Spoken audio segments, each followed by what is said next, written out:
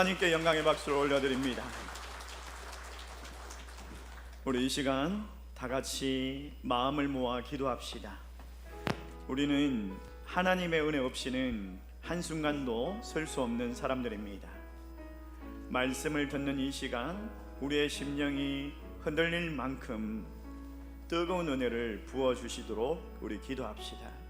찬양 가운데, 기도 가운데, 말씀 가운데 하나님이 친히 역사하여 주시기를 간절히 구합시다. 주여 은혜를 주옵소서. 우리 함께 기도하겠습니다. 기도합니다. 살아계시고 역사하시는 하나님 아버지 감사합니다. 하나님 아버지 부족한 주의 말씀을 통하여 전합니다. 주께서 아버지를 허락하여 주시고 오늘 말씀이 선포되어질 때 울림이 있게 하시고 그 말씀을 통해서 하나님 변화되는 어제 놀라운 역사가 일어날 수 있도록 주님께서 은혜를 베풀어 주시옵소서. 하나님 좋으신 하나님, 오늘 이 시간 우리에게 예배의 시간을 허락하여 주심을 감사합니다. 우리가 주의 은혜를 사모하며 주님의 말씀 앞에 섭니다. 주님, 우리의 간구를 들으시고 이 시간 우리에게 필요한 은혜로 채워 주시옵소서. 말씀하시옵소서. 우리의 심령을 흔들어 주시옵소서. 우리가 순종함으로 나아가겠습니다. 오늘도 우리의 기대를 넘치게 채워주실 주님을 신뢰하며 예수님의 이름으로 기도드리옵나이다. 아멘. 할렐루야. 아멘. 오늘도 예배 자리에 함께 하신 여러분 모두에게 우리 주님께서 분명히 은혜의 말씀으로 우리에게 다가와 주실 줄 믿습니다. 아멘. 두 배의 은혜, 곱절의 은혜가 있으시기를 주님의 이름으로 축원합니다. 아멘. 여러분, 제 이야기를 잘 듣고 문제를 한번 풀어보십시오. 아버지와 아들이 이제 고속도로를 운전하면서 달리고 있었습니다. 근데 교통사고를 당했어요. 교통사고를 당해가지고 안타깝게도 그 자리에서 아버지는 돌아가시고 아들은 중상을 입은 거예요. 아들이 급히 이제 앰뷸런스가 와가지고 이제 응급실로 이송이 되었습니다. 수술을 해야 됩니다. 근데 의사가 그 환자를 보자마자 이렇게 말하는 거예요. 이 환자는 제 아들이기 때문에 제 손으로 도저히 수술할 수가 없습니다 라고 말하는 거예요. 여러분, 아버지는 이미 사고로 돌아가셨어요. 사망했습니다. 그러면 이 의사는 누굴까요? 이 의사는 누굴까요? 그렇죠. 혹시 여러분 중에 머릿속에 이거 무슨 출생의 비밀이 있는 거 아니야? 이런 막 상상을 하신 분이 있습니까? 그런 분들은 의사는 남자라는 편견 때문이에요. 그렇잖아요. 의사가 반드시 남자여야 된다라는 건 없잖아요. 의사가 바로 그 아들의 어머니인 거죠. 이처럼 우리가 알게 모르게 편견 속에 살아가고 있더라는 거예요. 이 편견이란 말이 사전에 보니까 미리 정해져 있는 판단이라는 정의를 가지고 있어요. 사실을 확인하지도 않고 그냥 판단하고 있는 거예요. 미리 판단하고 있는 거예요. 판단한 걸 가지고 사실을 대하고 있는 거예요. 오늘 본문에 보니까 편견에 사로잡혀 있는 사람이 나오는데 그 사람이 누구냐? 나다나엘입니다. 나다나엘. 이제 친구 빌립이 나다나엘에게 찾아왔습니다.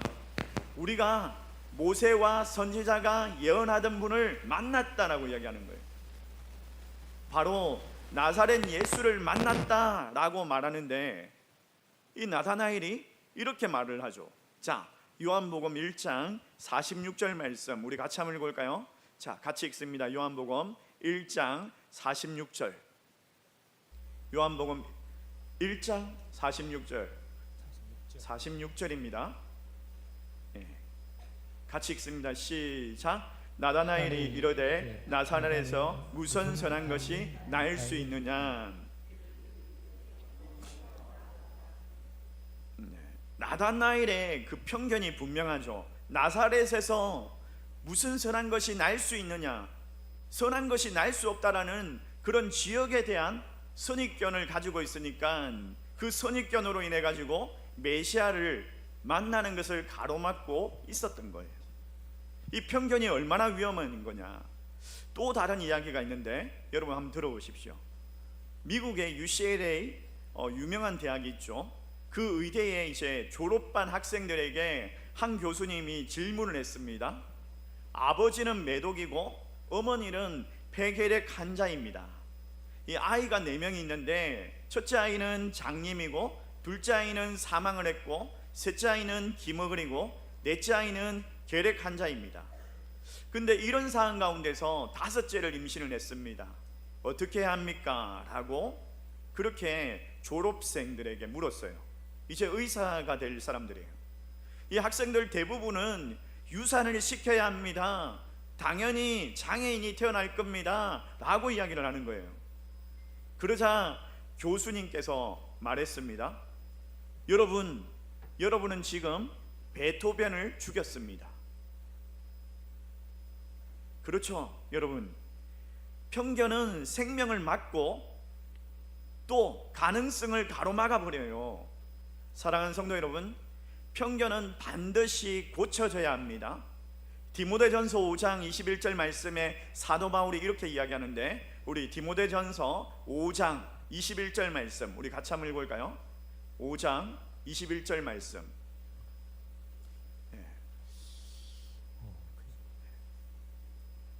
제가 읽어드릴게요. 하나님과 그리스도 예수와 택하심을 받은 제자 천사들 앞에서 내가 엄히 명하노니 너는 편견 없이 이것들을 지켜 아무 일도 불공평하게 하지 말며. 여러분, 오늘 12제자 시리즈 6번째 시간입니다. 우리가 함께 살펴볼 제자는요, 나다나엘. 이 나다나엘은 또 다른 이름으로 바돌로메라는 이름이 있습니다. 바돌로메. 그리고 그는요, 편견에 사로잡혀 가지고 예수님을 만나지 못할 뻔했어요. 메시아를 놓칠 뻔했어요.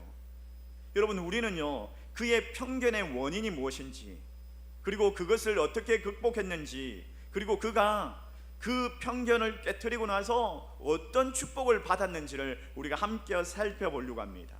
그리고 오늘 이 말씀을 통해서 편견이 아니라 포용할 수 있는 은혜의 사람 될 수 있기를 주님의 이름으로 축원합니다. 아멘. 여러분에게 넉넉한 마음이 가질 수 있는 그런 그리스도인들 될 수 있기를 주님의 이름으로 소망합니다. 아멘. 여러분, 오늘 말씀의 제목이 뭐냐? 편견을 극복하면 하늘의 문도 열립니다. 따라해 봅시다. 편견을 극복하면 하늘의 문도 열립니다. 하늘의 문도 열립니다. 여러분, 그 하늘의 문을 어떻게 여는지 오늘 말씀을 통해서 우리가 함께 살펴보면서 은혜 받는 시간 되시기를 소망합니다. 아멘. 첫 번째로 보니까 이 편견의 원인이 뭐냐? 편견의 원인이 뭐냐를 봐야 되겠죠. 편견의 원인, 자, 첫 번째로 보니까 고정관념 때문이더라는 거예요. 고정관념 때문에. 여러분, 고정관념 때문에 이 나다나엘이 나사렛을 너무나 잘 알고 있는 거예요. 이 나다나엘이 어디에 살았냐면 가나 출신 사람입니다. 그러니까 가나의 인근에 작은 시골 마을 나사렛이 있습니다. 그 나사렛에서 어떻게 메시아가 나올 수 있느냐? 없다라는 확신이 있었던 거예요.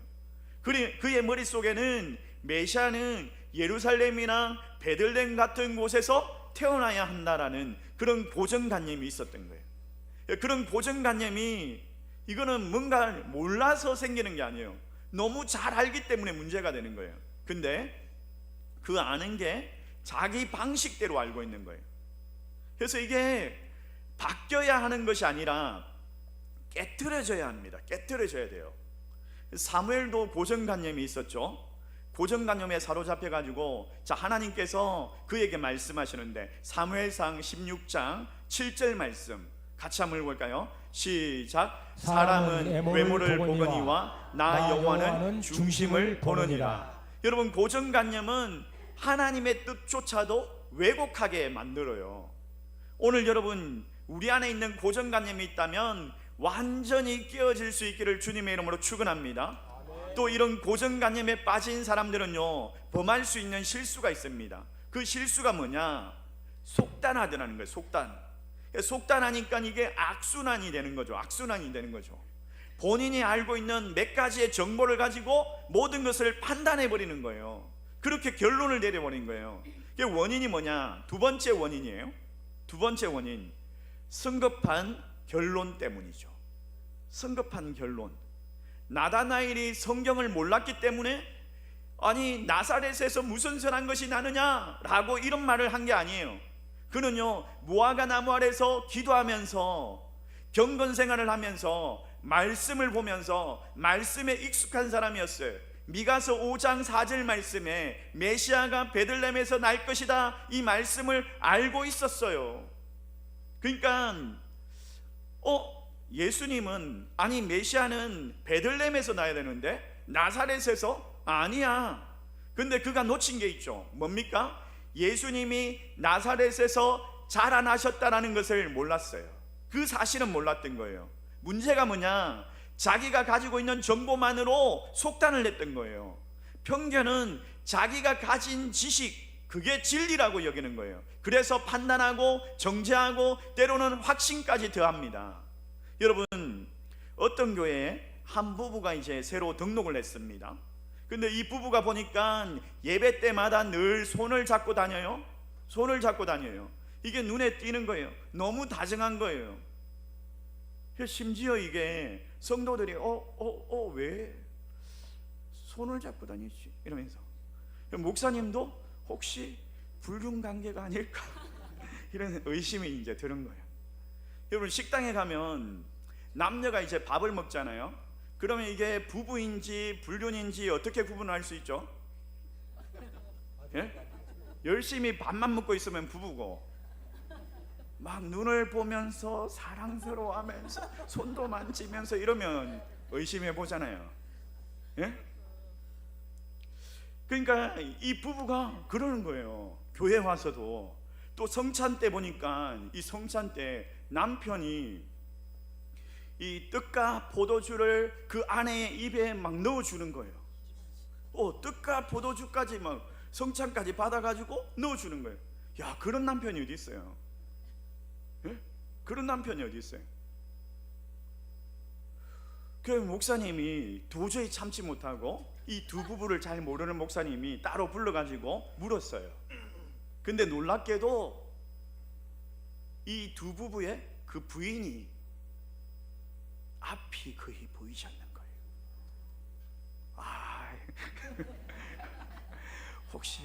혹시 이러고 계셨어요? 앞이 보이지 않는 거예요. 그래서 남편이 그의 손이 되어주고 그렇게 손을 잡고 다녔던 거예요. 근데 우리는요 겉모습만 보고 너무 사람을 쉽게 판단하고 정죄하고 속단을 합니다. 여러분, 성경에 나오는 노아를 보십시오. 노아가 포도주에 취해가지고 포도주 마시고 취해가지고 벌러덩 벗고 누워있는 그 모습만 보면 이 노아는 알코올 중독자입니다. 다윗을 보십시오. 바세바를 범한 장면, 그 장면만 보면 그는 성범죄자입니다. 베드로를 보십시오. 예수님을 3번 부인했어요. 3번 부인한 그 장면만 보면 그는 배신자입니다. 근데 우리는 이 성경을 잘 알죠. 하나님께서 노아를 당대 의인이라고 평가를 하십니다. 하나님께서 다윗을 내 마음에 합한 자다라고 말씀하십니다. 그리고 성경은 이 베드로를 사람 낚는 어부다, 초대교회 지도자다라고 그렇게 기록하고 있습니다. 왜 그렇습니까? 그들이 회개하고 하나님 앞에 용서함을 구하고 주께서 그들을 용서하시고 회복시켜 주셨기 때문이죠. 사랑하는 성도 여러분, 우리도 얼마나 많은 사람들을 속단하고 정죄하고 상처를 주고 있습니까? 여러분, 한 가지 사실을 가지고, 한 가지 그걸 가지고 전체를 판단하지 마십시오. 왜곡된 시선으로 사람을 보지 마십시오. 오늘 이 속단으로 비롯된 이 편견, 이 벽을 무너뜨려야지 예수님을 만날 수가 있습니다. 이 편견을 무너뜨리고 예수님을 만날 수 있는 그런 은혜가 임하기를 주의 이름으로 축원합니다. 자, 그러면 어떻게 하면 이 편견을 극복할 수 있느냐? 오늘 본문에서 우리가 얻을 수 있는 중요한 교훈이 있습니다. 두 번째로 편견을 극복하려면, 자, 편견을 극복하려면 어떻게 되느냐? 극복 첫 번째 솔루션이에요. 좋은 친구를 사귀어야 해요. 좋은 친구를 사귀어야 합니다.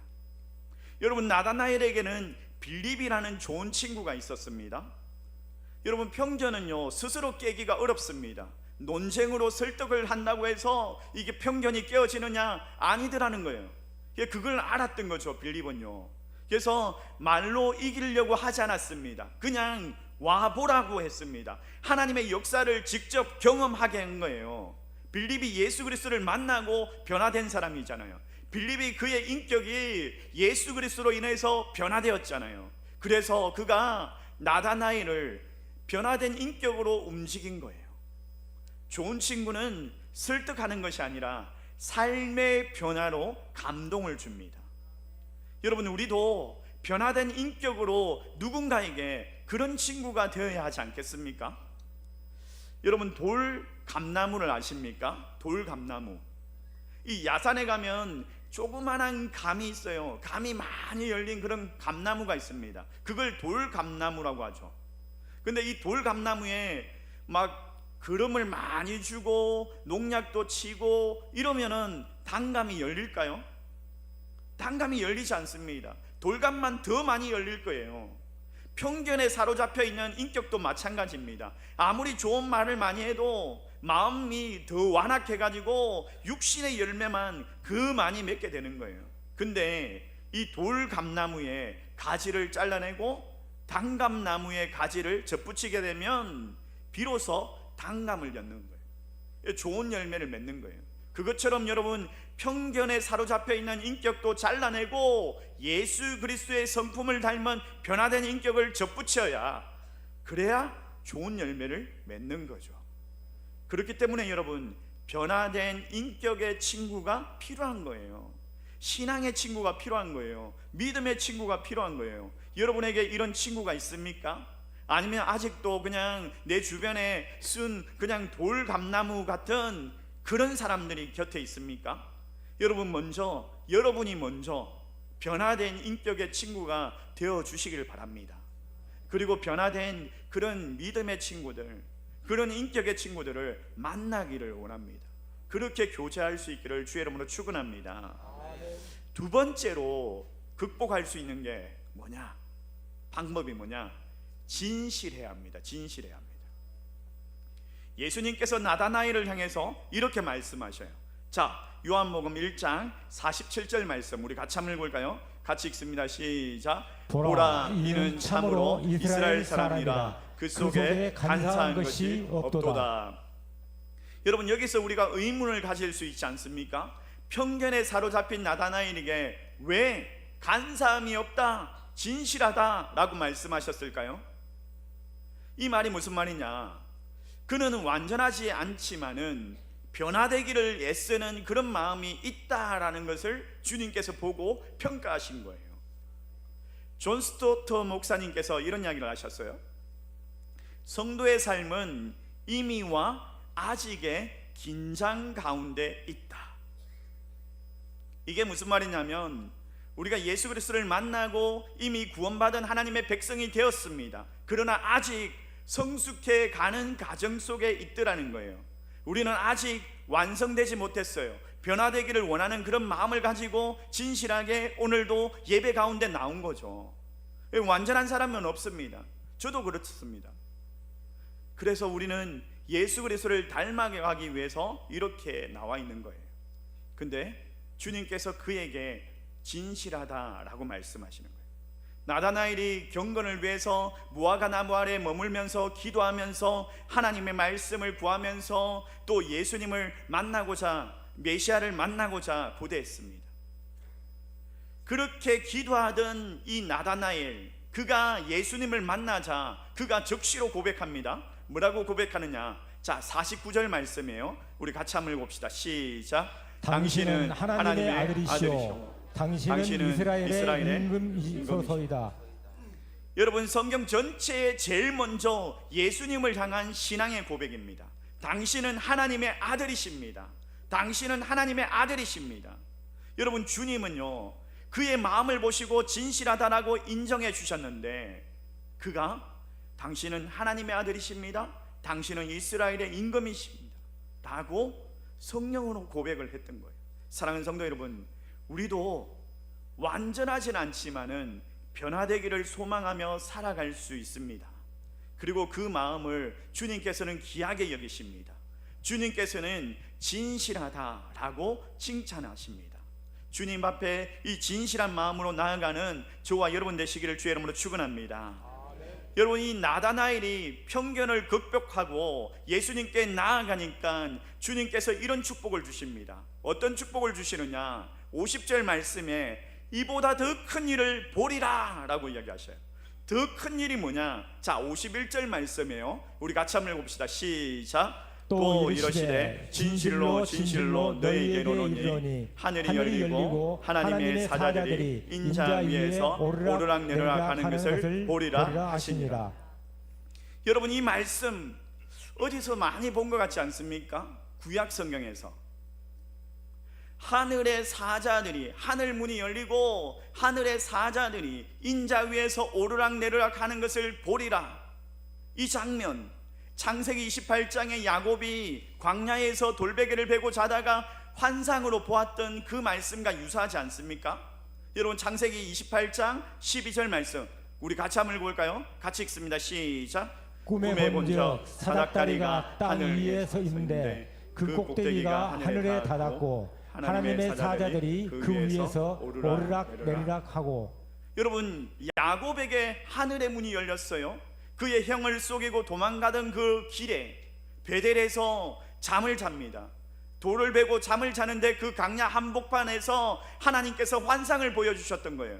그 간사했던 야곱에게 하늘 문이 열리고 그 은혜의 문이 열렸던 거예요.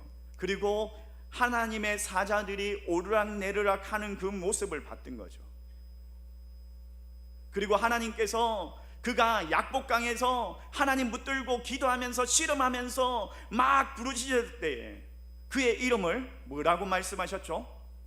너는 이스라엘이다.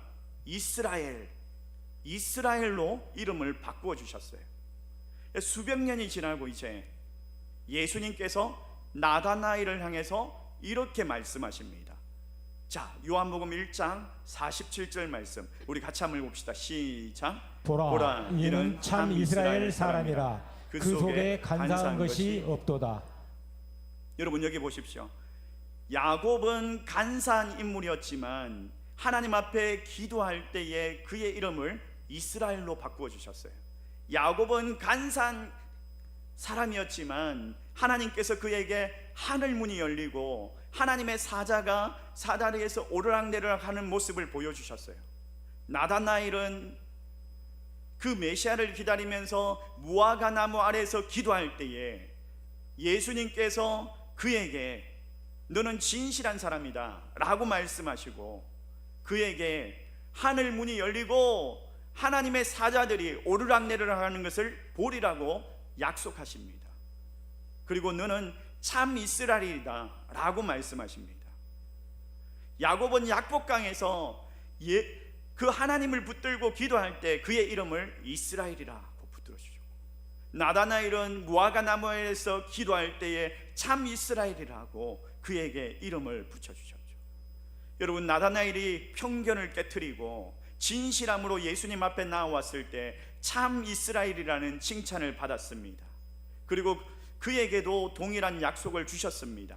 하늘 문이 열릴 것이다. 하늘 문이 열릴 것이다. 자, 51절 말씀 우리 같이 한번 봅시다. 시작. 하늘 문이 열리고 하나님의 사자들이 인자 위에서 오르락내리락 하는 것을 보리라. 사랑하는 성도 여러분, 편견을 극복하면 하늘 문도 열립니다. 내 마음의 문에 조금만 열려도 하나님은 크고 놀라운 은혜의 문을 열어주십니다. 여러분, 편견을 버리는 데는 결코 늦은 때가 없습니다. 결코 늦은 때가 없습니다. 지금 바로 그때입니다. 고정관념을 깨트려야 됩니다. 그리고 변화된 인격의 친구들을 사귀고, 아니 내가 먼저 그런 사람, 그런 친구가 되어주는 거예요. 한 농부가 있었습니다. 이 농부가 아무리 좋은 씨앗을 막 밭에 뿌려도 열매를 맺지는 않는 거예요. 그 이유가 뭔지 몰랐어요. 근데 알고 보니까 땅 속에 깊은 돌이 묻혀 있는 거예요. 깊은 돌, 깊은 이 단단한 돌들이 묻혀 있는 거예요. 땅 속에 그냥. 그게 뿌리를 막고 있는 거예요. 그게 열매를 맺을 수가 없는 거예요. 그래서 이 농부가 그 밭에서 돌을 파내기 시작합니다. 그리고 다시 씨앗을 뿌렸습니다. 다시 가꾸었습니다. 그러니까 열매가 풍성하게 맺혔습니다. 무슨 말을 하느냐? 우리의 마음에 그런 돌 같은 고정관념들, 그런 편견들이 있습니까? 사람들을 볼 때 정죄하고 속단하는 그런 것들을 파내야 합니다. 그런 것들이 질기를, 뿌리를 막고 있어요. 우리는 완전하지 않습니다. 변화되기를 소원하며 살아갑니다. 그리고 주님은 그런 우리를 진실하다라고 칭찬해 주십니다. 그 진실한 자에게 하늘 문이 열리는 은혜를 보게 될 거예요. 그리고 하나님께서 참 이스라엘이라고 칭찬해 주실 거예요. 사랑하는 성도 여러분, 이 예배의 시간이 여러분 그런 은혜의 문이 열리는, 하늘의 문이 열리는 그런 역사의 시간 될 수 있기를 주의 이름으로 축원합니다. 여러분의 기도의 시간이 하늘 문이 열리고 하나님의 사자들이 오르락내리락 하는 그 은혜를 경험하는 놀라운 역사가 있기를 주의 이름으로 축원합니다. 축원합니다. 우리